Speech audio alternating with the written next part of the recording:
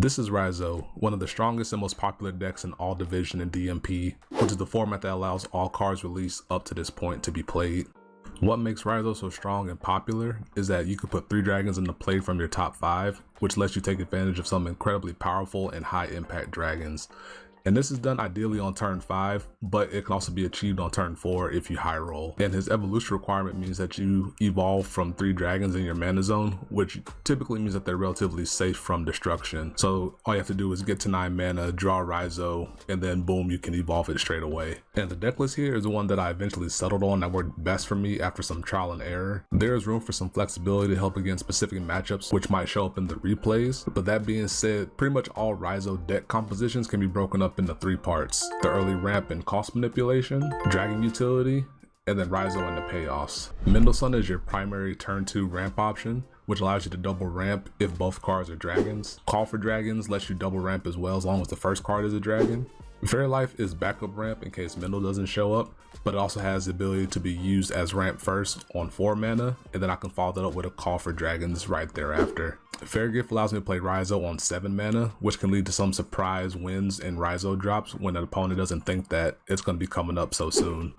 And Life Plan Charger is one of my personal pet techs that I like to use, that not a lot of people use, because it allows me to find Raizou or some of my other tech options, and it allows me to go smoothly into my 6 mana plays. For Dragon utility, the primary one you want to see is Romanesque. It's a hugely important part of the deck as it comes down on 6 mana and then it can ramp you up to 10. His end of turn ability that makes you put a card from your mana zone into your graveyard sets you back to 9, which perfectly sets you up for Raizou to come down, or Viola Sonata, which I'm going to talk about a little bit later. Aegis is just a no-nonsense shield trigger creature, very good against Rush because it has a good sized body to trade into some of the mid-sized creatures that you see.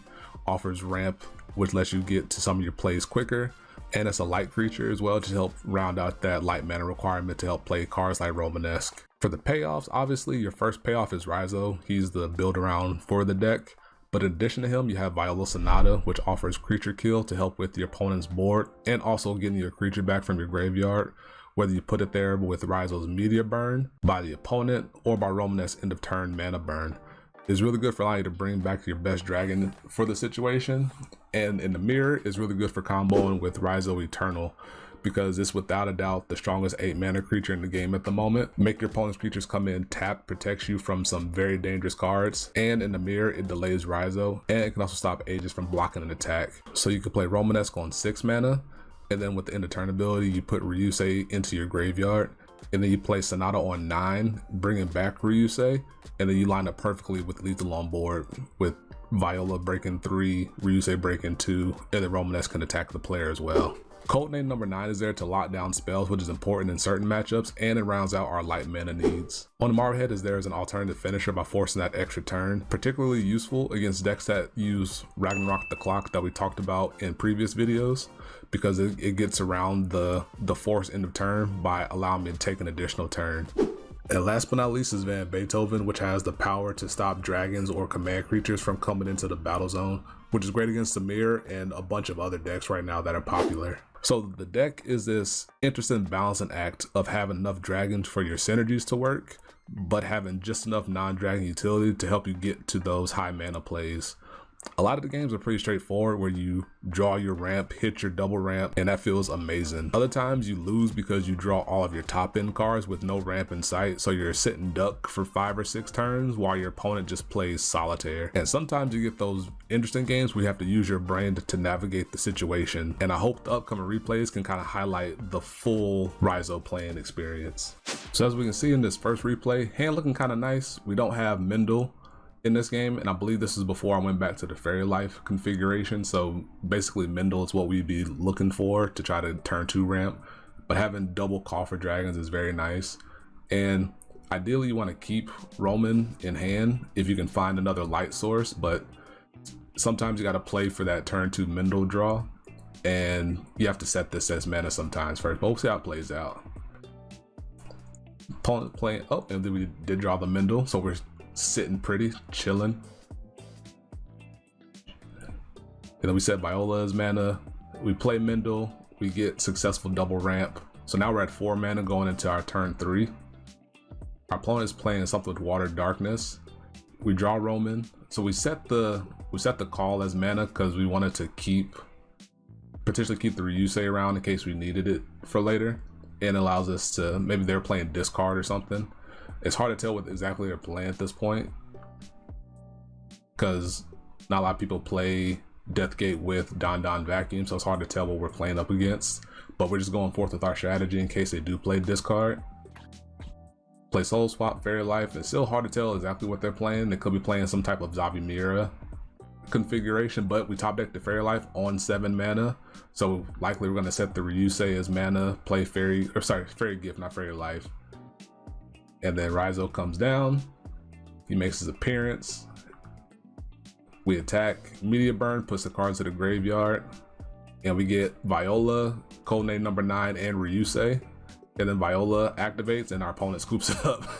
And that's the turn 4 dream for Raizou. So I wanted to showcase that just to kind of show how the button comes together, the win button comes together. So in this game, our opening hand is awful. As you can see, we drew the 5 of a kind 9s.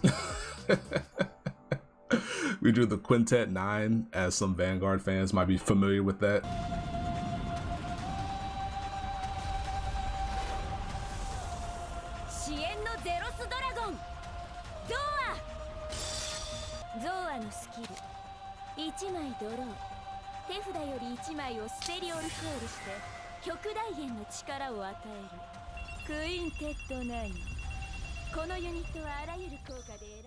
And there's really nothing we can do. We just kind of have to wade through it and hope we draw better. And we're playing against the mirror, and we draw Van, so obviously he can't come down. And in the mirror, it's all about who ramps the best and the fastest to figure out who's gonna drop Ryusei down or Sonata plus Ryusei. Our opponent just has the dream. They went turn 2 Mendel and the turn 3 call with the successful double ramps, and we're playing a totally different game right now. And they hit triple double ramp. They just got the nuts going and we have nothing going on. So this kind of shows the duality of the Raizou experience, where one person has the nuts, other person has the duds, and we're not out of it just yet because we're getting ready to go to Romanesque and our opponent is still kind of fishing. They did put Van into their graveyard, which you can bring back with Sonata, and they can similarly still shut us down after that. But if they don't have it, we have Raizou next turn, and similarly I put Van into my graveyard, and then they play Sonata, bring back Van, and then scoop it up. And duality of man was that replay. I just wanted to showcase it, just kind of show that it's not always cupcakes and rainbows for the Raizou player, and sometimes you do have those dud games, as you often do. So for this game, hand pretty solid. We are lacking fire mana to play turn 2 Mendel successfully, but we are going second, so we might be able to draw into it. So our opponent's playing Fairy Gift, which made me think it was the mirror. We did draw into Romanesque to set that as mana to play turn 2 Mendel. So we double. that's another experience with Raizou. Sometimes you just whiff on your checks, but that's kind of where the healthy balance comes in, because you need to have some of these components in your deck to make the ramp happen. But sometimes you just have to accept that you will low roll on it and you don't get any mana off of either the Mendel. At least Call guarantees ramp you one if it misses, but we're not out of the woods yet with that second Roman draw. We did double ramp successfully off of the Call for Dragons, and unsure exactly what my opponent is playing. They are playing Van, they're playing ramp and stuff, so it's hard to decipher what they are playing. I thought they were playing some type of Zabimira mix, but their hyperspatial zone doesn't line up with that, because looking at a sample list, you see that Zabimira plays a different configuration of hyperspatial cards, so that kind of ruled that out for me. So kind of just at this point in the game, I'm just trying to like navigate it and just going forth with my game plan until I figure out what my opponent is trying to do here. So I set Van down as mana, play Roman with the intention of going into Raizou or number 9 next turn, depending on what my opponent is trying to do. And here's where my opponent's plan kind of comes together. they play double Prelude, which reduces the cost of their next colorless card, and they play regular Beethoven.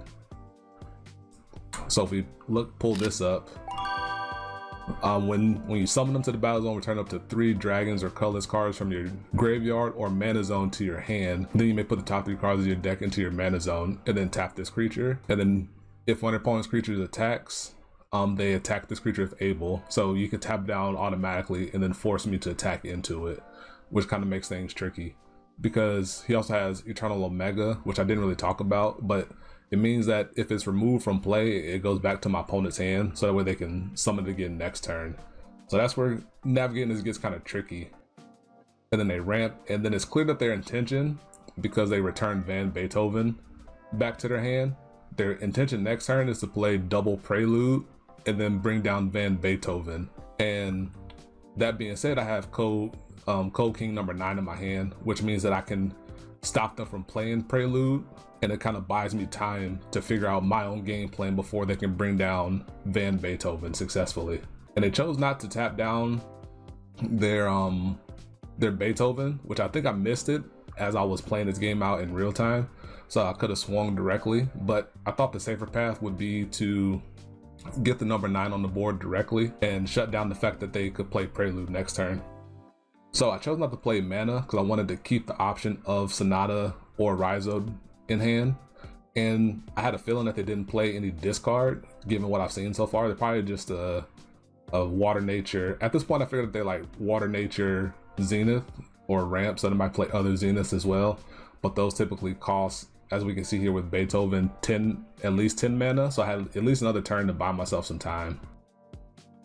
And I dropped Beethoven down because my Van Beethoven can help counteract them trying to bring down their Beethoven or their Van Beethoven, because it's a command and a dragon. They play another Krumiel to ramp them up, so next turn they can bring down their Van Beethoven. The tricky part is that if we enhance on Krumiel here, Krumiel says can't attack as a blocker, put the top card of your deck in the mana zone when it enters, and then when destroyed, you may return one of your opponent's untapped creatures to their owner's hand. So something I didn't talk about with Sonata is that the kill part on Sonata is mandatory, so you have to pick one of your opponent's creatures if they have something out there. So I'm forced to pick one of these. If I select Krumiel, they can either bounce the number 9 back, which unlocks their spells again in case they draw into a multi-civ card, so they can still play their own Van Beethoven, or it activates after I bring out a card, so the Krumiel can bounce back what I bring out of my graveyard with Viola. So I'm forced here to put down the I'm forced to select Beethoven here, and then I can bring up my own Van Beethoven, which stops them from being able to play their Beethovens as well.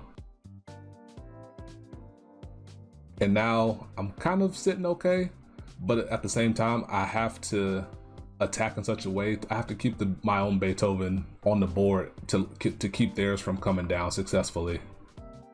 So we evolve into Raizou, bring him down, and then I swing with the Beethoven first because Krumiel, as we talked about, has to select untapped creatures. And then I made a mistake here. I went with the number 9 first, which meant that they could just bring back my Raizou. I should have swung with Raizou to get the guaranteed media burn, and then after that, since this is already tapped down, they well, there's two ways about it really. So in a deck like this, they might play something like Don Don, as we talked about before, because it has a lot of targets. So by attacking with Code King number 9, I keep spells locked down, even though I do lose the Raizou bounce. So, or I could have swung with Raizou, and then after that, if they blocked, they could return the number 9, and then they could have did some type of configuration of playing Don Don and Prelude, and then still getting out some other big Zenith card while getting my Van Beethoven out the way, for example.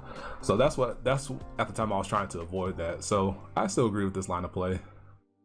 Raizou comes back, still kind of fine. Attack with Viola, and then I swing with Roman, and I have nothing to bounce.